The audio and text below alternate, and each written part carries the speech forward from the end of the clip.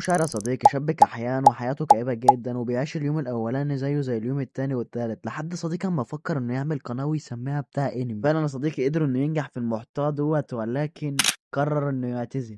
وده اللي صدم ناس كتير يا صديقي، وبعد ما اتعلقت في القناة واتعلقت في الملخصات وقالت خلاص كده انتهت، ولكن اللي ما كانوش يعرفوه إن المعلم بتاع انمي ازاي يعمل المحتوى دوت موجود. أيوه اللي هو أنا، يعني مش محتاج تشجيع مش محتاج تشجيع. طيب يا صديقي عشان ما احرقش عليك وقت كتير، بتاع انمي هيرجع بمحتوى تاني غير ملخصات الانمي جدا، ممكن يرجع ملخصات انمي الله اعلم. ولكن يا صديقي احب اقول لك ان اعمل لك احسن ملخصات ممكن تشوفها، فعايزك تنزل تحت في الكومنتات دلوقتي تقول لي ايه الانمي اللي انت عايز تشوفه وتعمل اشتراك في القناه. احب اقول لك ان انت هتشوف احسن ملخصات ممكن تشوفها في حياتك. يا صديقي عشان ما اضيعش عليك وقت اكتر من كده، الانمي اللي انت عايزه قوله لي تحت في الكومنتات، واشوفك في فيديو جديد او في ملخص جديد هيكون عظمه باذن الله.